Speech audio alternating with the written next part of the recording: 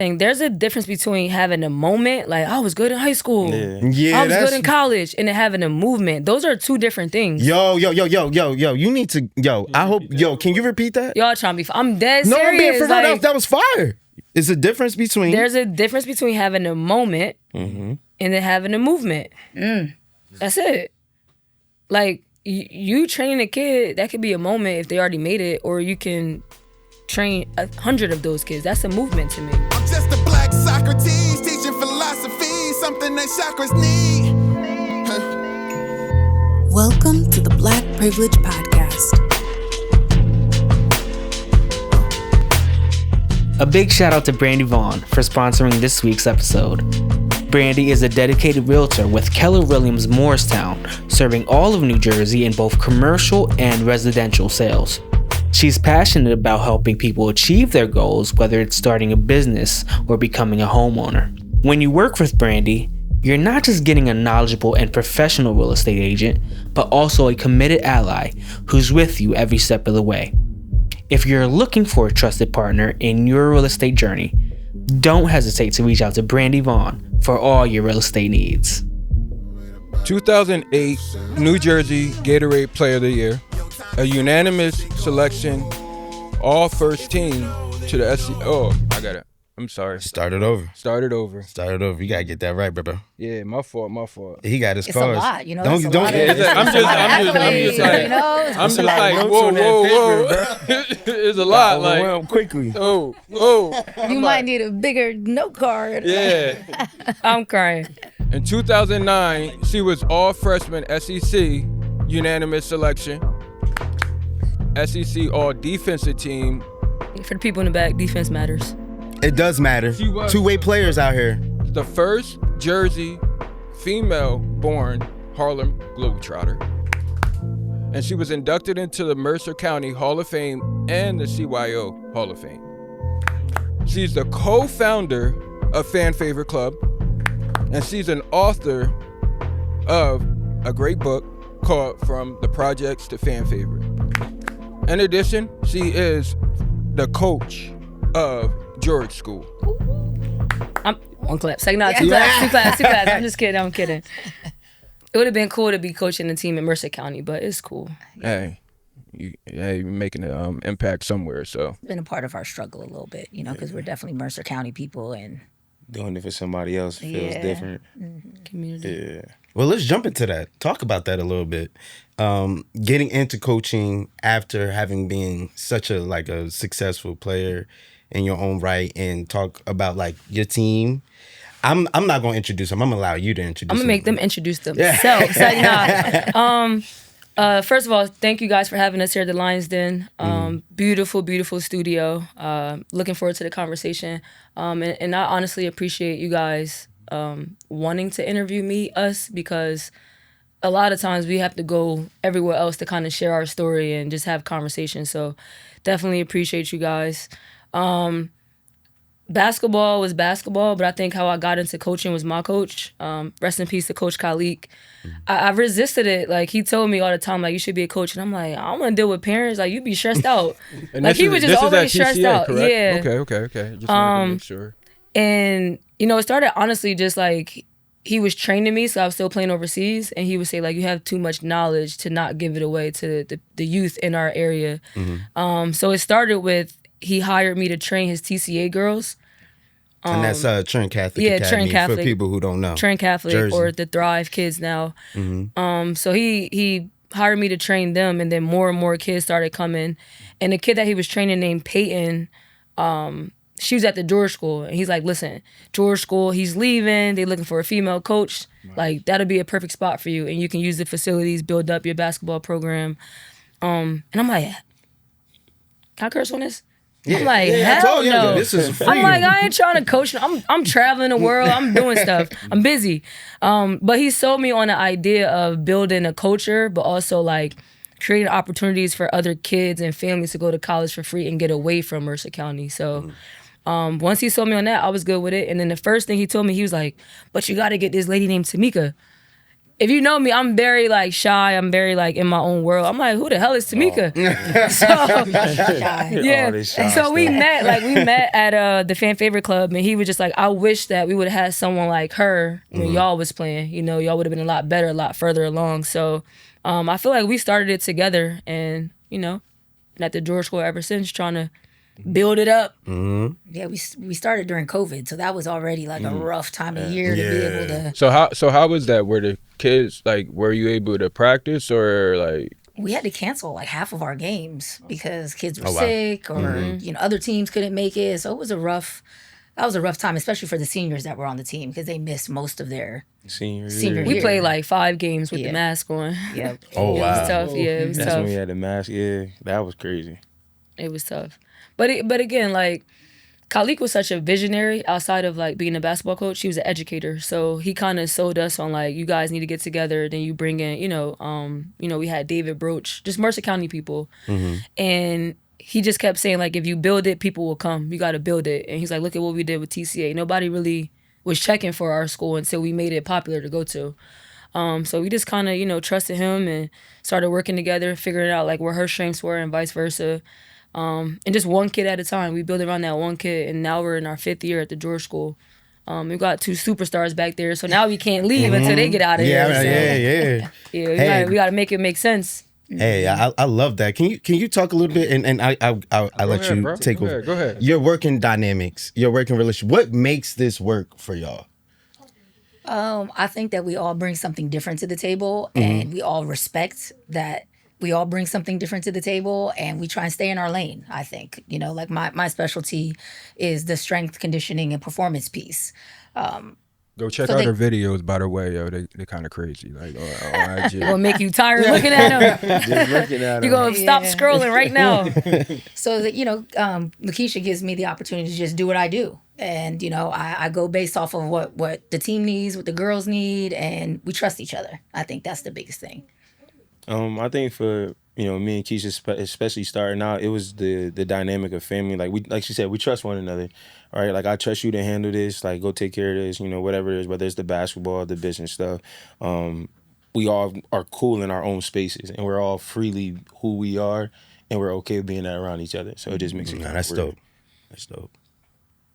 And it's also like it's a respect factor that I think people are missing. It's like, you got a podcast. We don't need to go make a podcast. We can just uplift and amplify your podcast. Can we speak on that? Can we pause for a second? Because we've been talking about because this is something that I've been like, not just preaching, but like trying to get even the people that are in my circle to understand. Like some people get it, some people don't. But it's like if there's already an infrastructure, if there's already a will that's working or something that's working, why not just make it better? It's like I got to start my own. I gotta start just work together and build it up. That's how I've always been thinking, but that's just me. I don't understand why it's so hard though. But you want to speak on? You want to speak on that? Yeah, I can. Again, everybody thinks they have to be the boss. Not a lot of us know how to lead. She knew how to lead. She had it laid out for us. She came to us with a vision and was like, okay, now I just have to put pieces to the puzzle together. I need a strength and conditioning coach. All right, I need somebody that can come in and do day-to-day stuff and just kind of be a connector. And then that's what we all kind of did. And then now we're all in a space where we get invited to this stuff. All right, like you guys call for her and then we get invited to it. So we get to shine. So it's like we have to uplift our friend and we're okay with that. Like you can be out in front first. It's okay.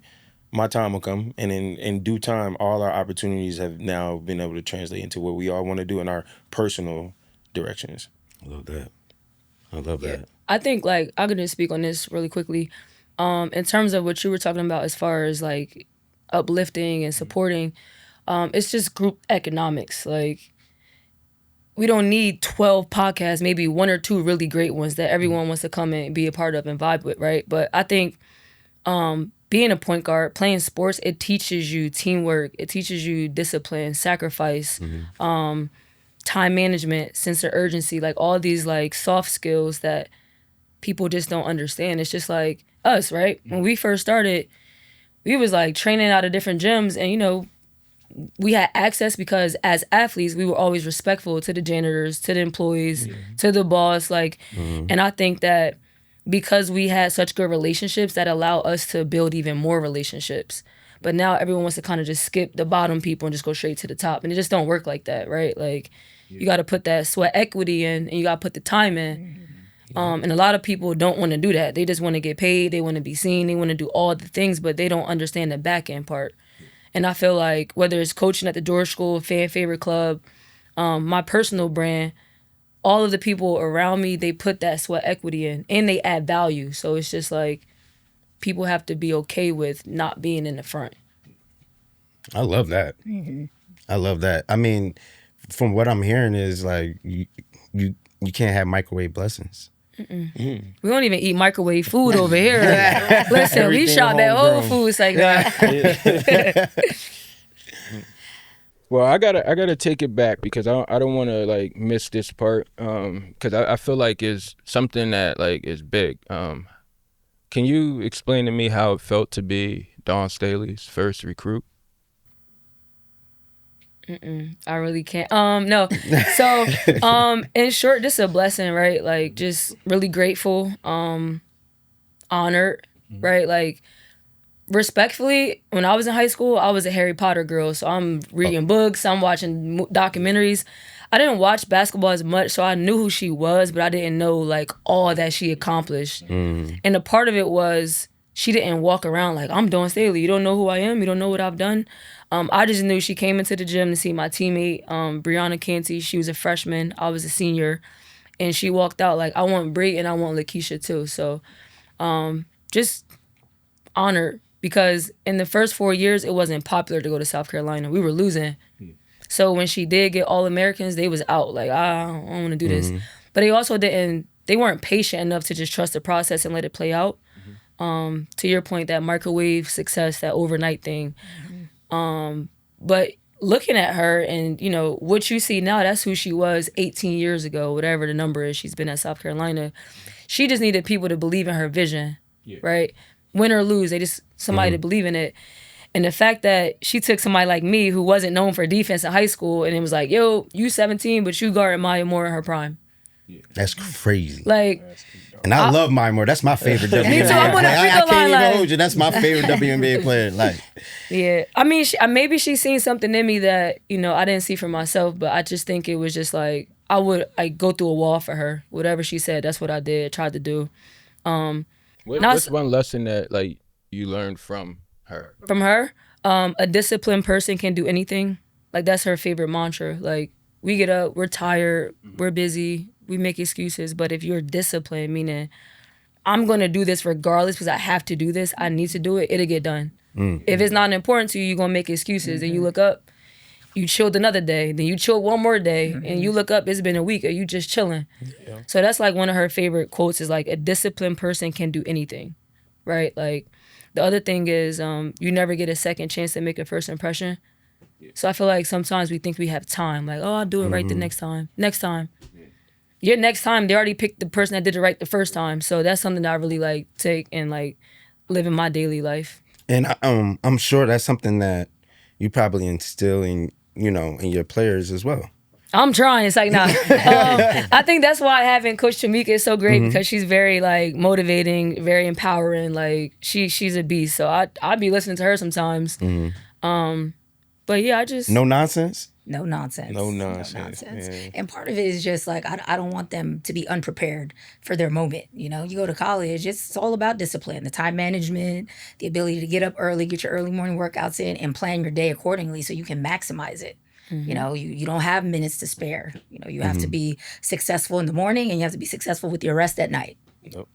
So I think it's important that these high school girls understand that so that they can have that edge going into college. Now, what was your inspiration, or at least like the attitude that you have that you give to your players?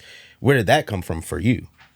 That's an interesting That's a great question. That is a great question. I'm over here like, yeah, I want to know too. What's up? Like, I mean, I wasn't really prepared to have this conversation online, but Yeah, I know. I guess it's we in the Lions Den studio. We getting to it out here. Exclusive. Yeah, so I mean, I've been an athlete all my life, but after I graduated college, I did play basketball, but then I played for they call it now the Legends Football League, but it was in the past the Lingerie Football League. So I got a lot of my training and the mindset of what it took to actually be able to compete on the field. Oh, so you were giving people stiff arms? Yeah. You she gotta bad. Google her name. She look down. What? You tripping. That's a high. So yeah, I'm scared of you, yo. Hold on. It was, yes, it is a very sexy league, but it's also a very competitive league because it was around that time where a lot of athletes, once they finished college, there was nothing else. Like we couldn't, unless you went to the WNBA, or there was no other outlet for that. So we got track players, you got basketball players, you got all the best from all the sports that came and wanted to compete and get paid, of course. Yeah. Of course. So I think that's originally where I really got that passion for training and what it took. No, I love that. I'm gonna get back to Matt being the host. I know he's gonna ask a few questions. My last question before he takes back over is, obviously you're coaches, and the sport is what it is. Most people love to have a two-way player. You have 5 players at a time on the court, and you're teaching them the game. But outside of the game, what else are you pouring into your athletes as well? These are the best questions I've ever been asked, honestly. Like people where did you play? South Carolina. I think leadership. I think that's the most important. Just leadership and respect, right? Because I feel like when you know how to lead, you teach by being. I can't lead her if I'm not doing it myself. I can't expect her to follow me if I'm not doing it myself. So I think leadership to me is more important because it's your character, right? You're going to have a bad game. You're going to miss shots. You're going to turn a ball over. But I'm big on how do you make your teammates feel? I don't care about stat sheet stuff. That's it's like a micro compared to the bigger picture. Because as they go up in levels, everybody has good stats. But how do you make people feel? Walking in here, we felt damn, this is a vibe. We ain't here about to ask me whatever. Gotta go up to my boys. So it's I think leadership is really important, but that's something that kind of propelled me from a young age. Growing up in Trenton, which is not all bad, but growing up in the projects is I could be cool or try to be cool with them, but what they're doing, I don't think is cool. So I'm gonna just go do this, right? Where me reading books, me, writing scripts, they didn't think that was cool. Why? They didn't really value their education. And maybe they did, but the teachers weren't teaching it in a way where they connected with that person, if that makes sense. Yeah, that makes sense. Yeah, so for me, it was just I could be an athlete, but I'm also an honors kid. I could be cool, but I'm also super silly too. You don't have to be one or the other, but I think you have to treat people with respect and the right way, just kindness. So that's what I try to give them. I love that. I would say mine would be preparation, just being prepared for your moment. A lot of that what we do in the off season is to kind of prepare them to be successful on the basketball court, but also just to teach them what it's going to take long term. For example, even the weight room. Even if they go to college, they don't got to go to college. For women, the weight room tends to be a space where you don't feel comfortable. You don't feel welcome. You're either too short, too tall, too fat, too skinny, too pretty, not pretty enough. It's you get all those things as a woman. So for my girls, what's important for me is their confidence in their bodies, number one, and what their bodies are capable of, and that they feel comfortable with access in the weight room. They go in there and they feel comfortable and confident. So I think that's my biggest takeaway for them. I love that. I have one more. I'm sorry. Cause no, this was also he's about to get more speech there. I'm gonna keep it short though, cause I think this is something that I found myself saying the other day, but I kind of stopped cause I got emotional about it. But I think communication, and that's something that Coach Kyrie taught me, right? You can, lead, you can be confident, all the things, but if you're not comfortable communicating, you're gonna get taken advantage of. Here's an example. As female coaches, I can walk in a room, I'm just like this. referees like, oh, I ain't talking to her. Like, I just look intimidating, but I'm not. But it's like a man could walk in the room and he loud, boisterous, arrogant, ignorant, and they want to dap it up. Like, so it's just like, we can communicate, but I'm going to tell you how I feel. You might not agree or like it, but I feel comfortable at night knowing that I said how I felt. What you do with that, that's between you and, and whatever you got going on. But I want our girls to not be afraid to speak up. Like, just speak up. And if you're the only one saying it, that's cool. At least you said it. Because someone else is thinking it. They don't have that confidence to just say it. So yeah, definitely leadership, kindness, and communication. I love that. Like, dope. For me, well, I coach. I'm the head coach at Soulberry, the boys team. So the thing I try to instill in my guys is the confidence part. Like you said, just being able to stand in your own 2 feet, be who you are, whether it's a basketball player, as a man, like whatever your beliefs are, stand in those. And then the confidence part of it is, exuberate that on the court, off the court, in the classroom, in our neighborhood community events, whatever we do, just be who you are. People will accept you. There is a community out there that you do fit in. You don't have to, like she said, always fit into whatever mold that they say. Oh, you're a black kid, you gotta play basketball or football. No, you can go do whatever you want. Just be able to stand up and be like, okay, yo, this is what I do. If you don't, if you don't accept that, that's okay, cool. But that's what I try to do for them. And I knew for me growing up, that was a thing, being confident, being in certain spaces, being able to walk in and, try to command the room. Is like those things I kind of shied away from. But as I got older, I'm like, these are the kind of things I need to do if I want to accept the opportunities that are coming for me. Like, I know what's coming. I have to be ready for them. So like sometimes, you got to fake it till you make it. But eventually, when you have that mindset, you'll just be able to walk in it and then it'll just be who you are naturally. Yeah, y'all dropping gems. For real, for real. Y'all got that boop, boop, boop, boop, boop. Where that horn at? We're going to have to put that in there. Put that on YouTube. All right. So I have a couple questions. I just want to ask 2 questions and then a couple more fun questions. So if we're going back, I was reading your book, and you read my book?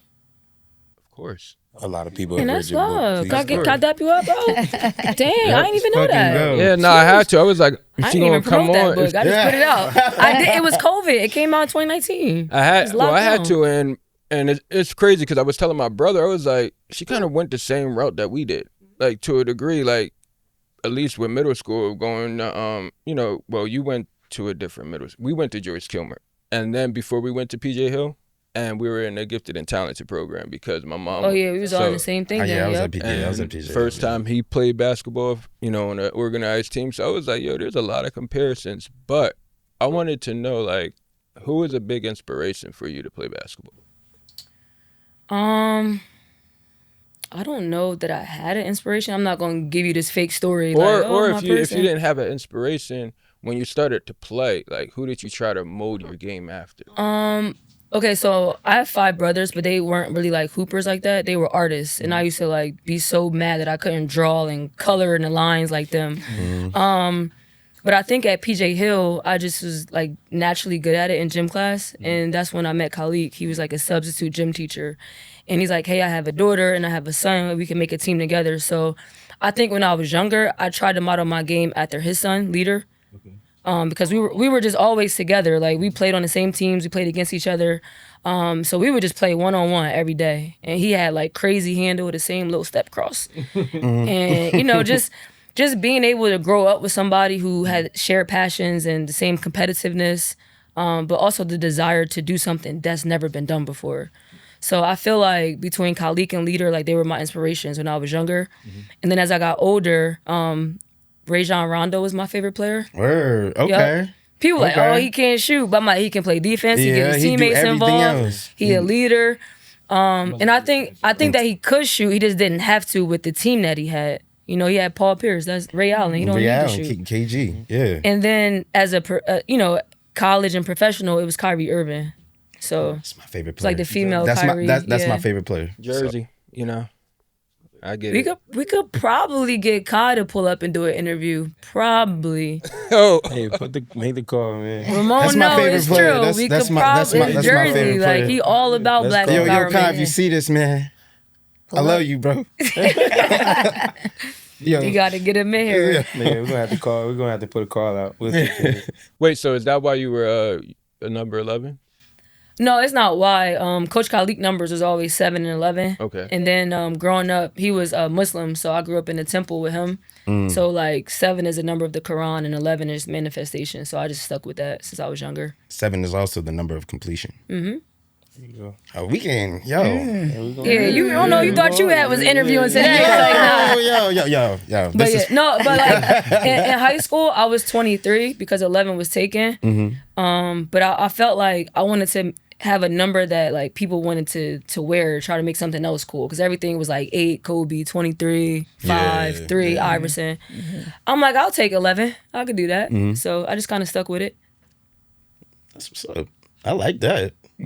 That's a nice little story that you won't necessarily like just learn about because you're connecting it a little bit with your background. I fuck with it. Do you hold on to that a little bit? 11? Like, yeah, absolutely. Yeah. Every pro contract I had, I said I don't want to see it unless I got my number. Like, yeah. But again, it's just like that was me betting on myself because that team or that GM could have said, "Oh, nah, we don't want that." But I think like he said, when you know who you are, when you know what you deserve, like you can ask for it. And so like any contract I got, whether it's a pro contract, celebrity game, like I have to have 11. Like unless I just don't want it or you know somebody else I want to, let wear it. But, she said let. Yeah, no. Which like, isn't often. Yeah. It ain't often. I don't know. I just think it's a cool number. And it's manifestation. Like, my whole life, I spoke it into existence. I did the work. I was prepared. But I just believe, like, thoughts become things. So that's my story. That's my journey. Like, saying it, speaking it, working towards it, and it manifests. And you're ready for it when it does. I mean, they're all pretty much the manifestation of what you have thought about, dreamed about, the vision. Yeah, the vision. Appreciate you, coach. Yeah. But no, it's like they deserve it too, right? Because I played overseas for 6 years, so I'm in a different country every year. That's a different time zone. How is that? Can you talk a little bit about that? Because I don't think how is that? It's just like loving basketball. You don't know what they talking about. They like, yo, what you just say? Give me the ball. Okay, bet. All right, bet. No, literally, it's another blessing, right? I come from Trenton, New Jersey. Ain't nothing but abandoned houses and potholes around here. So Facts. to see, Facts. no, seriously, see greenery like that matter. That changes your mindset a little bit. To see people peacefully walking up and down, like people are walking. That's a lifestyle. That's a way of life. That's health and wellness. It's just a blessing. Like once I learned the business of basketball, I was like, I could stay in this one country or I could go everywhere every year. So that's kind of, I chose the latter. I was just going somewhere different every year just to experience more cultures, but also to kind of spread the brand a little bit. And again, I remember being overseas, we're in 14-hour different time zone, texting them on Instagram. That's kind of how we connected too. Like he brought a shirt. I'm like, yo, you want to sell these shirts while I'm in Europe? He like, I got you. Where to pick it up from? So I put him on game, and he, he showed up and was selling stuff out the trunk. I'm in a whole nother country, so it's that trust factor though, right? Like you got to trust people too. You can't do everything by yourself. You need a partner. You need partnership, but you got to and the willingness to do it too. Like it's commendable. Like because some people. She could have easily said, pick it up here. You ain't had to pull up and grab it and then. Well, that's like you said, like that's the friendship of it all. Like how we even connected as kids at TCA together. It was just like that. Like it's a funny story to go through, but I got. Yeah, you might as well. Yeah, you already. I'm like, don't embarrass me. Don't. You already open the door. You might as well talk about it. Like, I got in trouble in school, and I had to write like a paper for one of my classes. I didn't do it or whatever, so I'm in the library typing with 2 fingers like this. I'm never gonna get through this paper. And she looking at me like, bro, what are you doing? Like who types like that? Take this. And she typed it in like 5 minutes, and it was like from there it was just, all right, dog, whatever you need. Whatever you need, I got you. You need me to go pick up some shirts and drop them off somewhere? Cool. Oh, can you go here? Yeah, no problem. And it's just like, it's always been like that. Like, nobody ever counted favors. We just did the work together. Like, and then when it was my time to shine, she carried my book bag for me. All right. When I got my first coaching job, she showed up for me. So it was like, we just continuing to show up for each other every day. And it was just based off me not being able to type. Like I know how to type now. Tell me how to type now. I can carry my own typewriter, but also too, like I remember because I have to save when I tell people and people that are not spiritual might not even understand it or I don't know. When I first got the vision, it was so clear to me, fan favorite. Why? Like I had just graduated and I remember arguing with my brother. He did like major design for corporate companies, Nike, Under Armour. I'm like, I want to start my own brand. Why? Because at South Carolina, I remember Plies was like the first celebrity, like I want a Sutton jersey, but they weren't making that back then. They weren't making female jerseys and whatever we had, it was too big. It was all men's stuff. And so when I graduated, everybody was asking for my jersey, but we didn't have it. So I just put like fan favorite on a t-shirt and I tweeted, I was like, I think I'm gonna start my own brand called Fan Favorite. And he was like, let's do it. So I'm looking like, this Romone from the computer class. Like, all right, bet. But it's just like, you guys know too, like you remember when y'all first said I'm gonna do a podcast, who believed in it. Yeah, let's do it. Here's a resource. Or you can't do that. Why are you gonna do it here? Well, like you remember both, like the believers and the negative people. But even like going back towards like when we met Tamica, it was just like I wish I had someone like her. And we met at a birthday party. She was sitting there being cute. I was cute. But, and again, that's my space. But I'm just like, hi, I'm Keisha. You know, what do you do? Fitness, cool. If you ever want to use this space, it's yours, right? Like I didn't be like, well, this is how much it costs. No, it's just like she's dope. Energy, you know, and it was meant to be a collaborative workspace because the reality is everyone doesn't play basketball. Everyone's not an athlete, but they need to move their bodies. That's the health and wellness part, right? So I've always been a collaborator. I like collaborating. That's why I'm a pass first point guard. Seriously. So do we think you guys are gonna like eventually move up to the college? Is that something that you guys want to do? My dream job is to coach at a Power 5 school. I'll say it. Like, that's not what they want to do. They don't have no choice but to come with me if I go. You on your own, brother. You on your own, brother. I told her she get this special consulting contract. Like, you just a special consultant. It's cool. But, I mean, for me, yeah, like, I want to coach at a Power 5 school. Like, that's the dream of it all. Because I enjoy it. Like, again, I enjoy the process of the development, the building of the team, the culture, all that. Like that's what I love to do. Like I love to see this kid go from here to here. Even if he stay here for a while, eventually if you keep putting the work in, you'll go here. So for me, the college rankings is where it's at. I would say no, just because I got 2 young kids and I'm just trying to be local for them. And I really love this age group. Because when you get that text message from that kid that says, I got my first Division I offer, it's just nothing. That's like such a great feeling. You know, when you're working with athletes that already made it, you're just not the same fulfillment. A little ego is what I'm thinking. Yeah. A little entitlement. That's what it is. Like I mean, so I've, you know, I love that piece of it. So I think I'm good where I am. I think for me, honestly, I was offered college jobs right out of college because they're like, oh, she paid for Dawn Staley. Like, so she, you know. But like for me, just as a person, I don't desire to be in the front. I much prefer the background, right? And so I think what I love to do, he got it. She gonna be the special consultant. Yeah, listen, I'm motivational speaking to your players. We already call each other all times of the night. Yo, what player we running tomorrow? Like, get this out my brain. Like, get this out my brain. You gonna come in there? And I think for me, I don't want to do college because it feels too businessy, right? Well, with NIL, you think the change of the landscape in terms of no, it's just gonna get worse. Yeah, because it's like you don't know who you coaching every year. It's just somebody new coming in that door every single year. In the transfer, what are your thoughts about that though? Like the transfer NIL portal, and transfer portal, and all that. I think the transfer portal is great, but I think that they shouldn't be allowed to transfer every year. Like at some point, you got to overcome some adversity. Like at some point, you got to do the work. You can't keep it's this coach. It was this teammate. Because that's not life. Like you don't get to unless you're doing what we're doing, creating your own infrastructure or business, you got to go work for somebody else and work with somebody else. So if you don't learn those skills now, unless you got a company that you're just born into, it's going to be harder for you. And I think like even me, my freshman year, I was all SEC unanimous selection.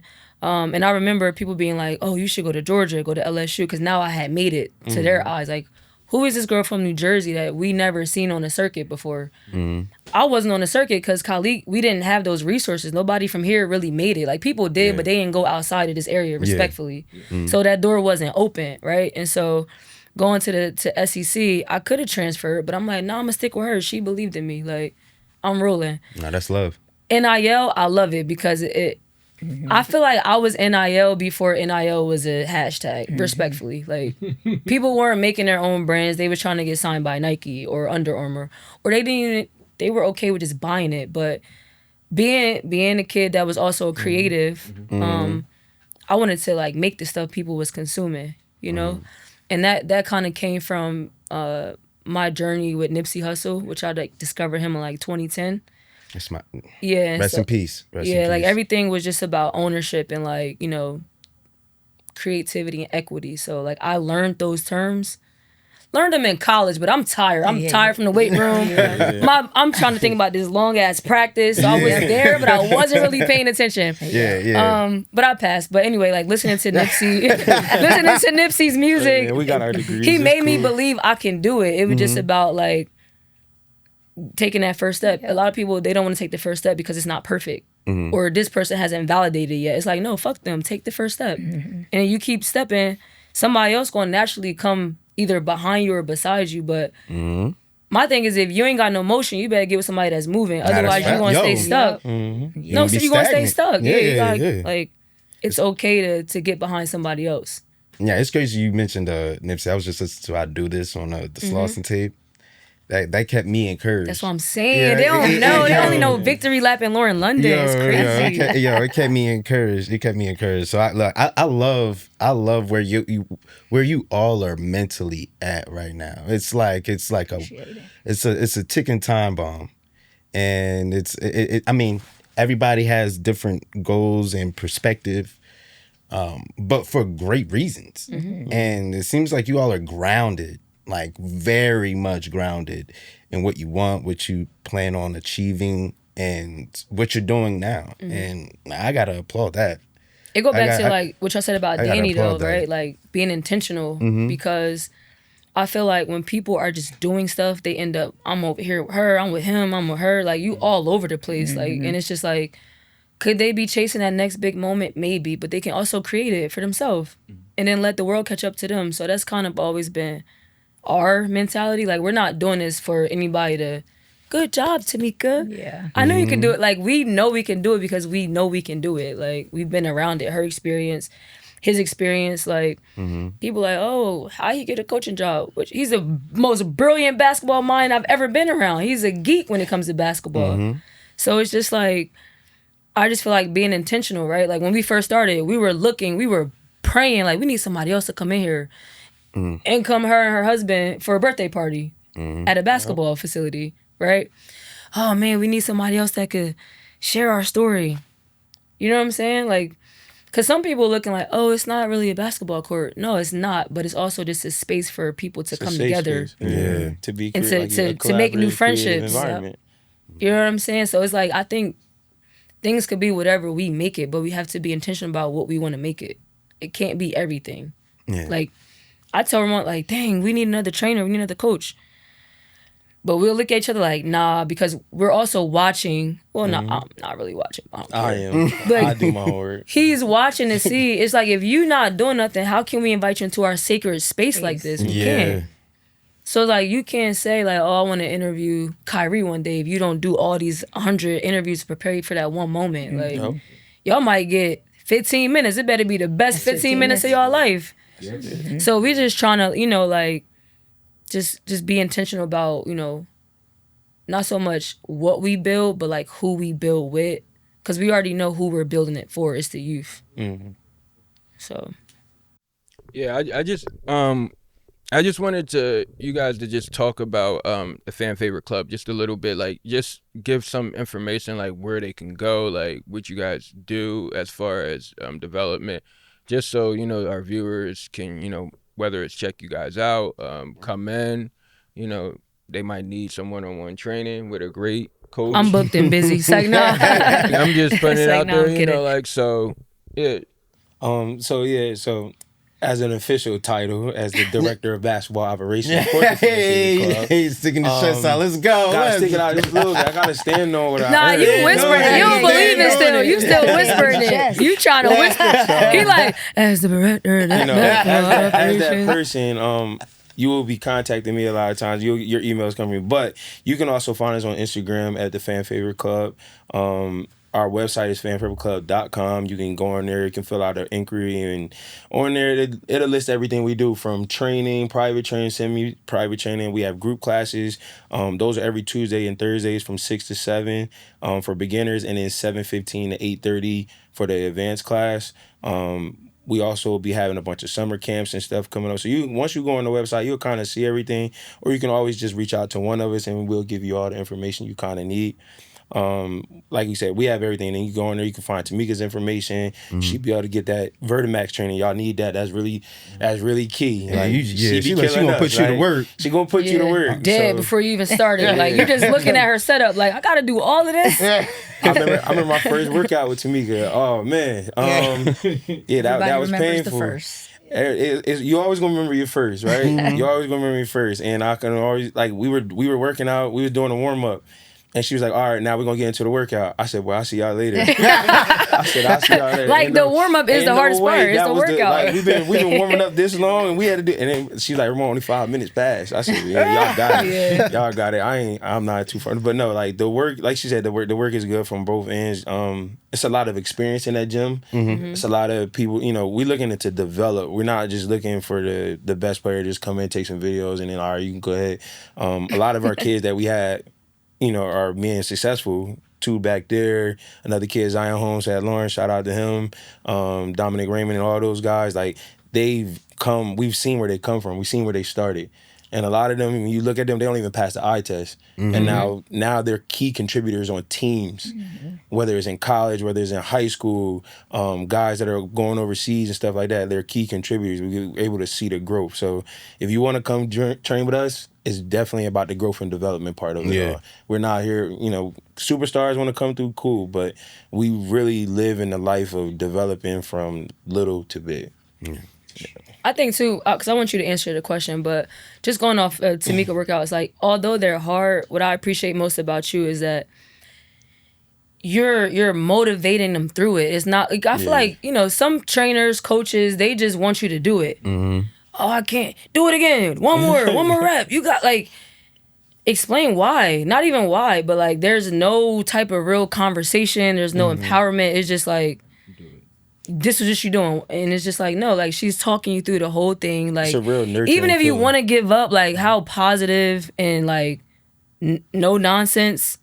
She, like, it makes you, like, you do it, you look up like, damn, I just did that. And then you do it again, and then you do it again. And I think that's life. Like, it's some things that you can do it afraid, you could do it unprepared, you could do it where you've never seen it before, but you just got to take that first step. And it's just like, just watching how you, because a lot of times parents baby their kids, and that's not real life. So when they get into another environment and they get resistance, it's like, they pointing fingers like, no, you just never been held accountable before. I was about to say that accountability. You've never been held accountable before. So I appreciate that the most. It's like, yes, it's hard, but it's worth it, obviously. But, like, you really get everybody through the workout, like, every single time.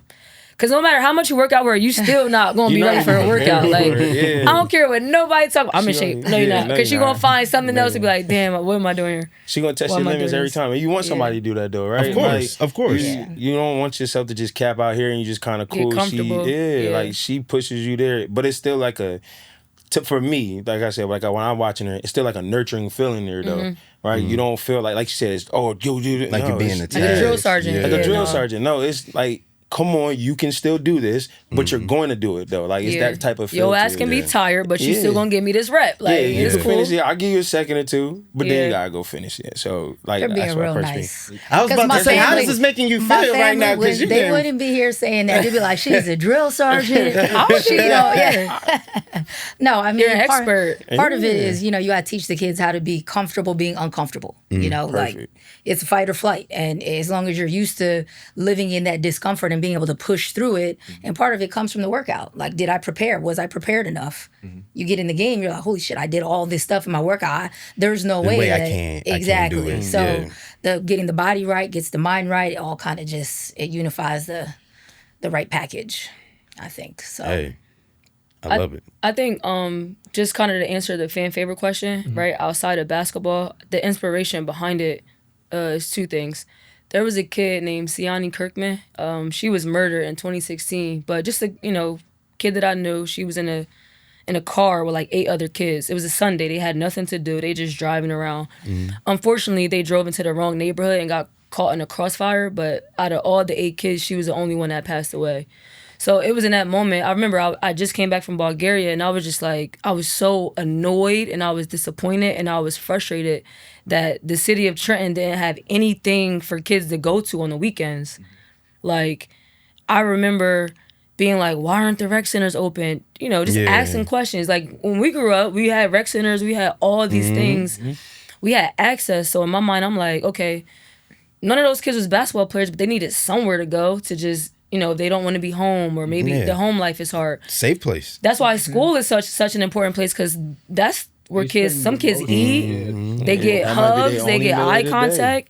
They don't get told to just stop talking to me, go on your iPad. Like, and so I remember being mad, and I'm just like, yo, like, we gotta find a space that can be open 24/7, that can cater to all kids, like athlete, non-athlete. And then once you take, this little guy could have stayed. Yeah. Once you saw it too. Oh, I've been peeped it. I'm my periphery right here. But like, you trying to get it out smoothly. Like, it's cool, bro.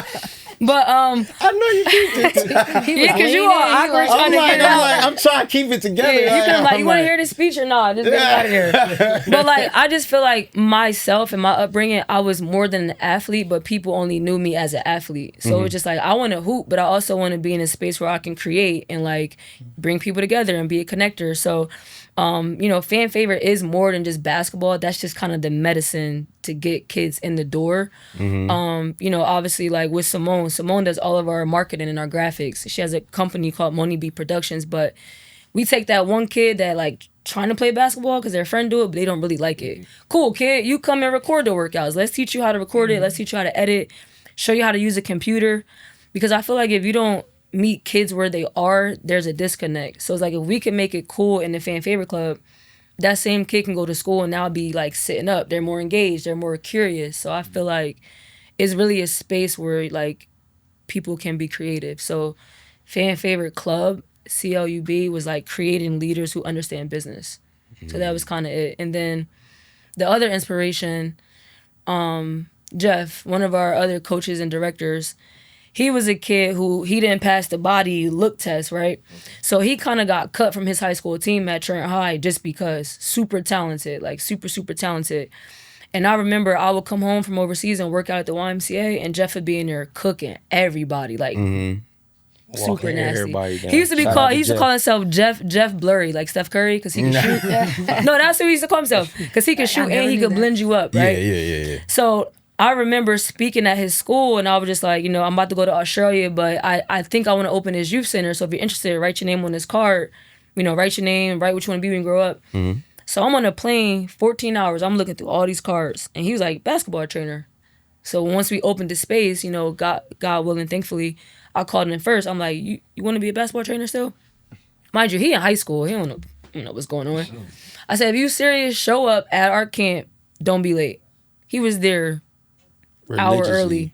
So like a kid like that, right, who didn't get a fair opportunity to really be a part of something, 'cause I think that's what sports is. It's a community. Yeah, it is, for sure.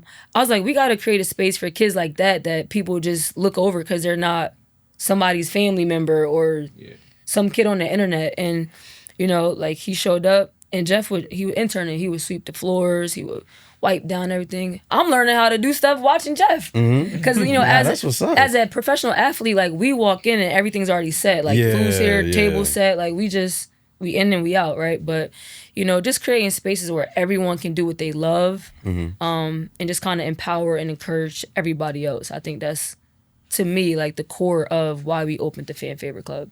I love that though, because I feel like, if anything, when the kids that you're working with when they're in a space that they're unknown because they've already been exposed to the things that you guys are doing, I feel like it goes back to what we were talking about at the beginning of our conversation.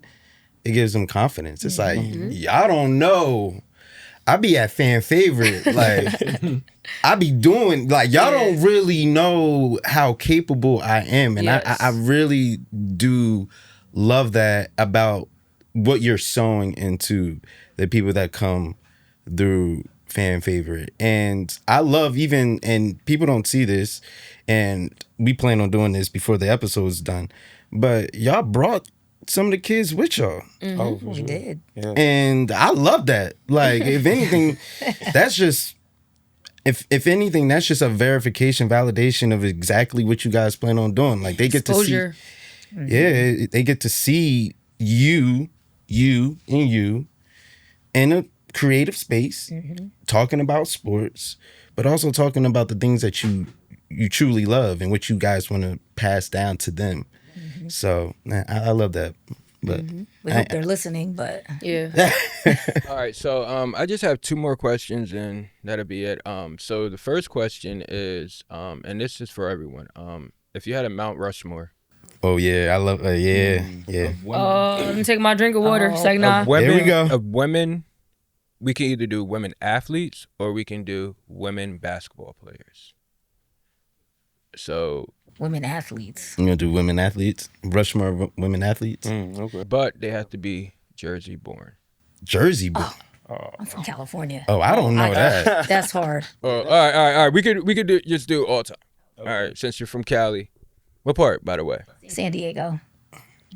I love San Diego. That's a beautiful San Diego city. is, yeah. I like the parks and the museum. You want to start us off? No, we'll let Romone start. I'm gonna say, ask the Brainiac guy. I'm a little biased because I'm gonna just go straight women basketball players. Like, I would like to It's answer. your list. Yeah, for sure. It's your list. Speak your truth. But I'll be very biased. I'll be very biased. My sister is always going to be number 1 on that list. Next would definitely have to be Maya Moore.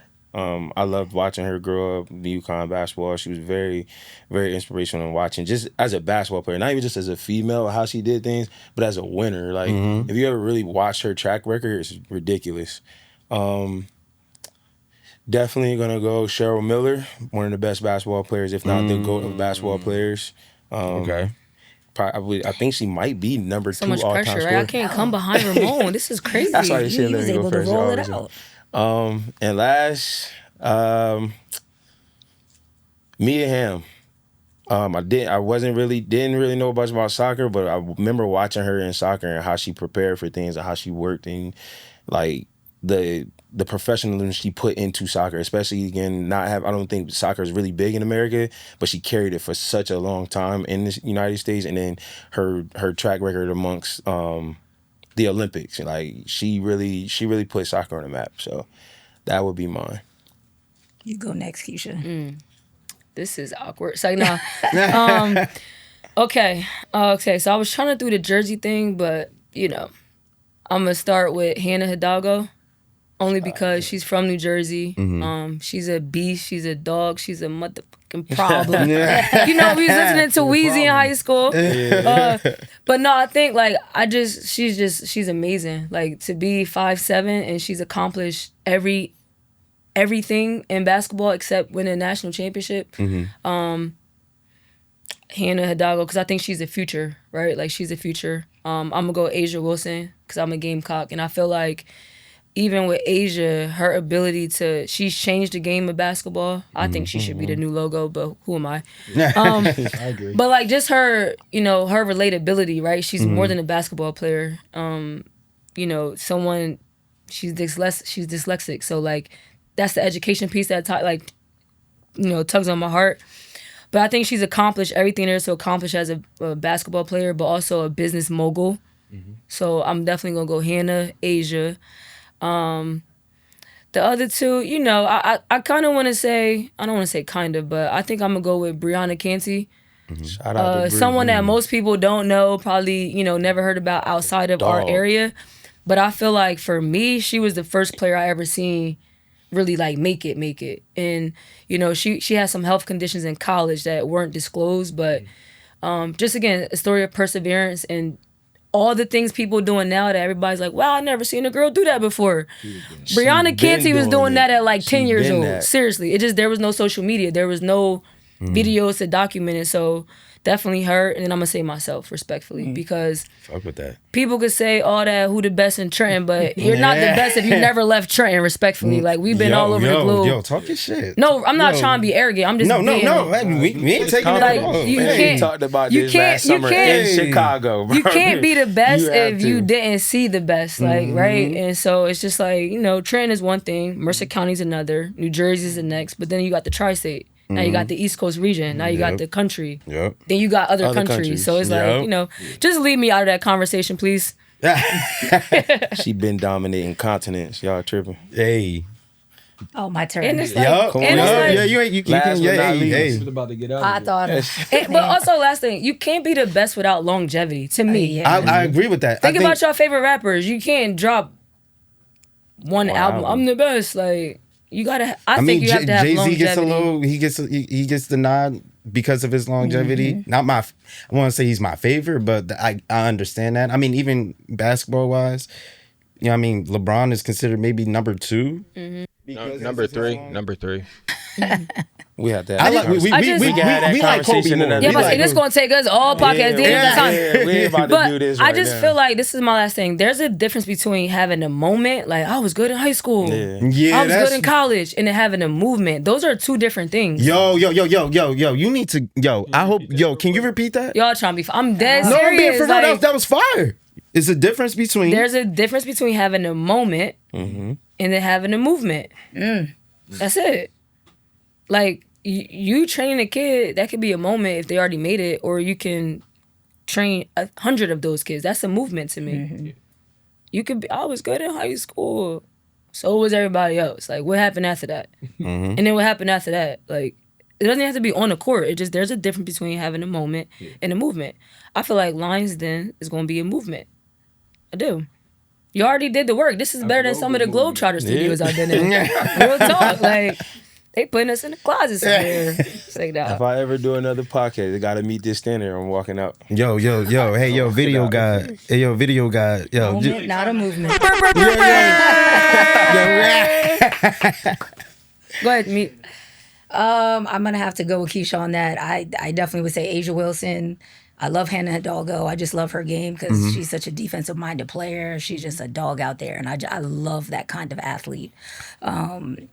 From there, I have to go across the board with different athletes. Like I would have to go Sha'Carri Richardson just because I love track and field. I love track. I ran the 400, so I get it. I gotta give track and field some love. She ran one, but I would say Simone Biles just because she's made a movement. And then I gotta go with my girl Keisha. She's just, her integrity's there. She loves her people. She loves her community. I'm no Simone Biles. It's like, nah, I'm just kidding. And she just takes care of everyone around her. So that would be my. I love the list. You gonna hop in this? Who, me? Yeah. You gonna put your Oh man. Start with me or I'm walking out. It's like, no, I'm kidding. No, I'm just kidding. I'm kidding. All right, I was gonna try to do Jersey, but I don't think I can do it right now. All right, so if we're talking female athletes all time, or no, I'm gonna start with WNBA. I'm gonna try to do all 4 WNBA, or women ball players. We're gonna put. I gotta put Maya Moore in there. 100%. Candace Parker. Big C, got you. CP. It's either Lisa Leslie. Yeah, I'll throw her in there, and then, of course, fan favorite. I'll take it. It's a tough list right there. It's like, no. all right, for me, I'll make it quick. I would say Maya Moore. So I'm agreeing with that. I love that. For me, she's the closest thing. For all of us, yeah. Yo, like, yeah, that she's just incredible. Lisa Leslie was on my list. I also had Simone Biles, but I also love Sydney McLaughlin. Loves her. Oh, we just went to her high school. Yeah, I love Sydney. She is a beast. She is a beast. So that would be my 4. I agree. All right, well, before we end, I just want to go around real quick. I know I didn't prep you guys for this question.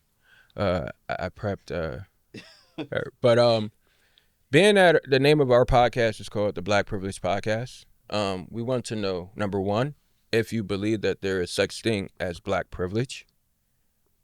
Yes or no? If so, what does it mean to you? If not, how could we create that privilege?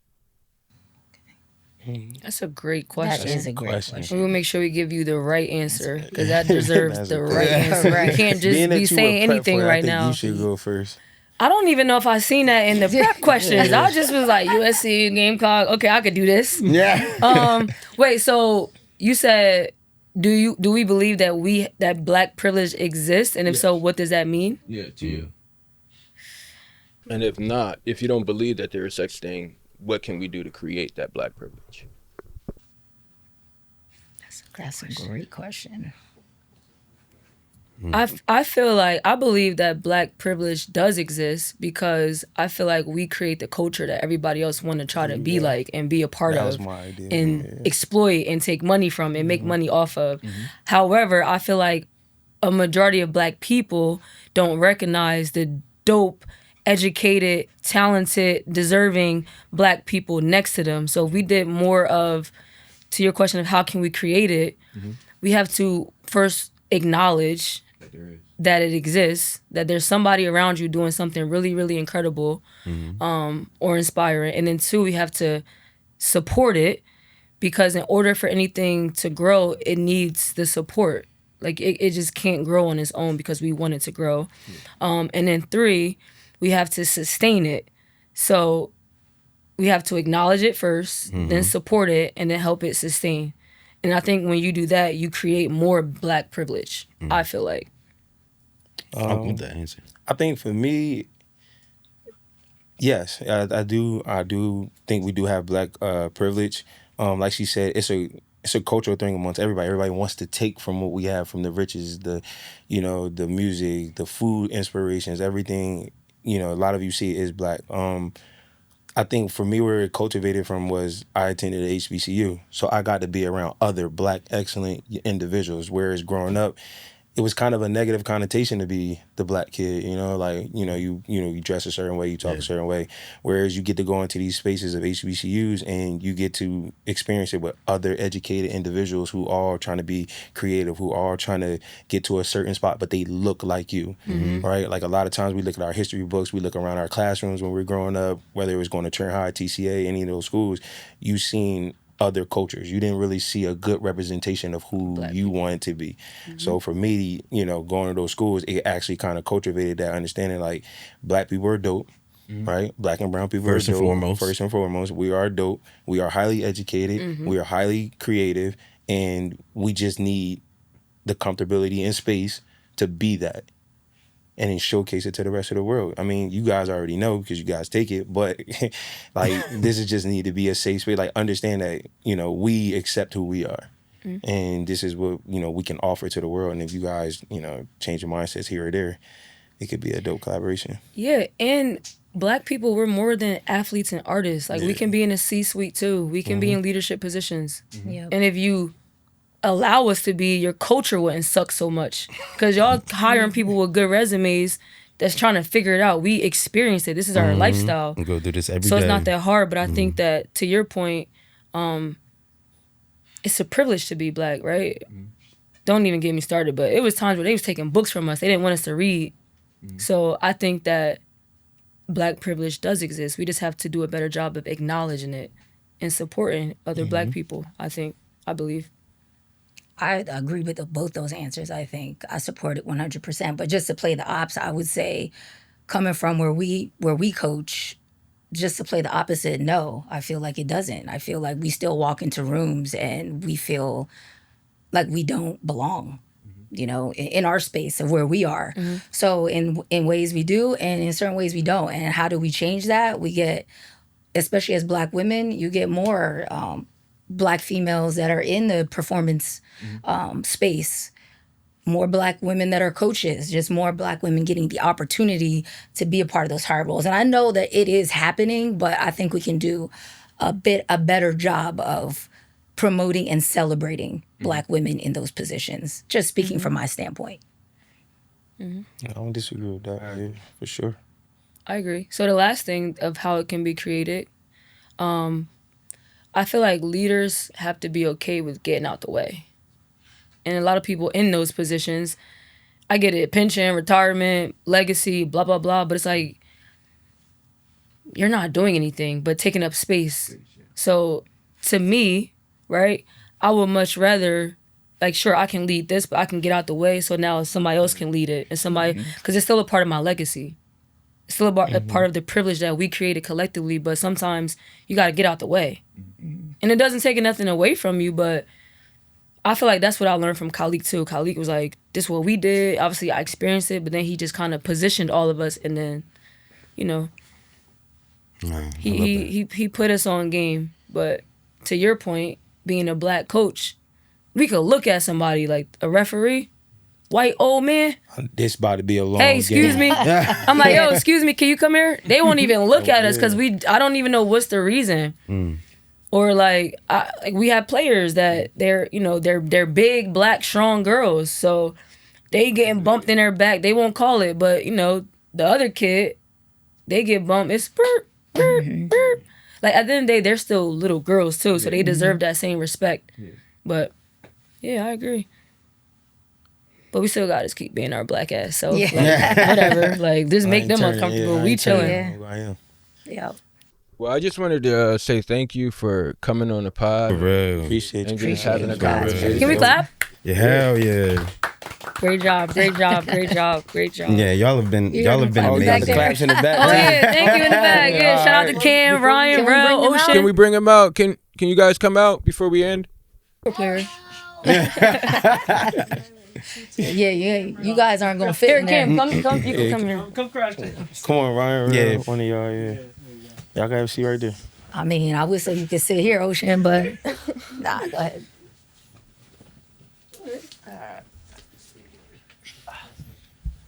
All right, so who wants to go first? What does fan favorite club mean to you? I mean, I came kind of late. Like, I think last time was the first time that I stepped into fan favorite. Just being a kid from England, like, enough to step into like a gym where it's like the energy's just overflowing. Like, you see kids that like have the same mindset as you. Like, everybody's trying to get better. Like, that just kind of like changed the perspective for me and just like what I need to do every day to like get to where I want to be. And like the coaches as well, like the knowledge they have is like, it's just a lot. So like, yeah, just stepping into fan favorite, I was just really grateful to be there. And like fan favorites changed like my game, of course, but like also just my mentality. Good answer. And Killer Cam. Number 3. I would say for me, like, it means a lot because growing up, I was a soccer kid. So, like, I just started playing basketball, like, 3 years ago, maybe. So, just, like, going, like, almost, like, starting my basketball journey with them, like, creating a family, that, like, great environment. Like, even being here, like, this is different for me. So, like, just seeing a bunch of different things, learning a bunch of different stuff from, like, all of them, I'd say it means, like, it's like a family at the end of the day. Love the answer.